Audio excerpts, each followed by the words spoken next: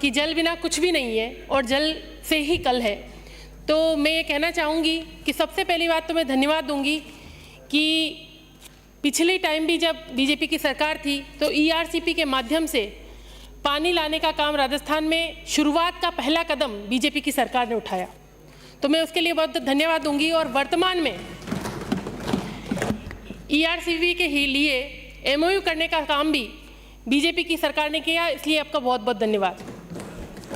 साथ ही मैं कहूँगी कि जल संसाधन के माध्यम से ERCP के माध्यम से बयाना में पानी आए।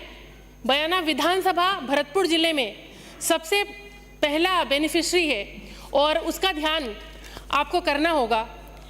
और बयाना में जो वाटर लेवल लगातार गिर रहा है, और मैंने सदन के माध्यम से भी कई बार कहा है कि जब तक पाचना का पानी गंभीरी नदी में नहीं आएगा तब तक हमारी पानी की जो समस्या है वो ज्यों की त्यों बनी रहेगी।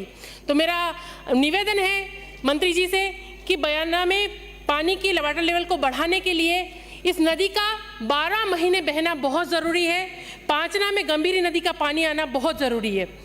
आपने PKC ERCP के माध्यम से रूबास में जो नहरें हैं, रूबास में की ओर जो जाने वाली जो नहरें हैं उनकी मरम्मत भी की जाए, साथ ही उन नहरों में पानी भी खोला जाए। भरतपुर तक पानी पहुंचना, जब पानी एक्सेस में होगा तो पहुंचेगा, लेकिन जिन लोगों का पहला हक बनता है उन तक पानी पहुंचने की जिम्मेदारी सरकार की बनती है। तो मेरा निवेदन है कि पहला हक हमारा है, इस हक को पाचना बनने के समय बाद से मार दिया गया, इसको पुनः हमें वो हक मिले, हमें पानी मिले। हमें पानी की बहुत ज़रूरत है, हम पानी के लिए तरस रहे हैं। तो मेरे सभी क्षेत्रवासियों की तरफ से मैं आपसे अपील करती हूँ कि इसका विशेष ध्यान रखा जाए। साथ ही मैं ये कहना चाहूँगी कि ERCP में रूबास क्षेत्र का कोई भी बांध नहीं जोड़ा गया है। और सच बात तो ये है कि जब गंभीरी नदी बहती थी तो वहाँ पर वाटर लेवल अच्छा बना हुआ था, बांध की कोई ज़रूरत भी नहीं थी। और बहुत छोटे छोटे बांध बने हुए हैं, लेकिन एक खानवा बांध अगर आप ERCP में जोड़ेंगे तो निश्चित रूप से हमारी विधानसभा को बहुत फायदा होगा और आगे छोटे छोटे बांधे वो भरते चले जाएंगे। तो खानवा बांध को इस ERCP में जोड़ने का आप श्रम करें, मेरी सरकार से ये बहुत निवेदन है। साथ ही मैं कहना चाहूँगी कि मेरा जो क्षेत्र है उसमें जो खनन से जुड़ा हुआ क्षेत्र है और खनन से जुड़ा होने के साथ ही वहाँ पर वन क्षेत्र की भूमि बहुत है।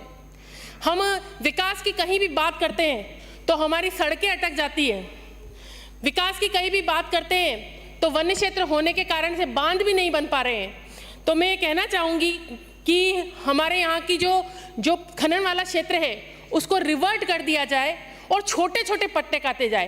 पहले सरकार ने पट्टे काटे, खनन के लिए भूमि दी, लेकिन बड़े बड़े पट्टे काटे जिससे कि बाहर के लोगों को फायदा हुआ, वहाँ का लोकल व्यक्ति आज भी मजदूरी के अलावा कुछ नहीं कर रहा है। तो मैं ये कहना चाहूँगी वन मंत्री जी से कि आप ये व्यवस्था करें कि हमारे यहाँ पर वन भूमि जो खनन के क्षेत्र में आती है उसको रिवर्ट करने का काम करेंगे तो आपको वहाँ की जनता दुआएं देगी। हमारे पास पत्थर के अलावा कुछ भी नहीं है, तो आप ये काम जरूर करें। साथ ही लैंड फॉर लैंड करें। बंदबाराटा सेंचुरी को पर्यटकों को आकर्षित करने के लिए विकसित किया जाना चाहिए जिससे कि रोजगार के साधन बढ़ पाए।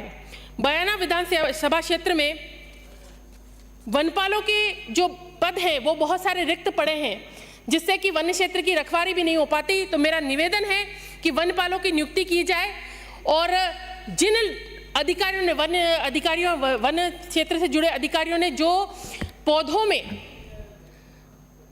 वित्तीय अनियमितता की है पौधारोपण के योजना में, उनको सबक सिखाना भी सरकार की जिम्मेदारी है ताकि आगे आने वाले समय में अधिकारी सचेत होकर ईमानदारी के साथ काम करें।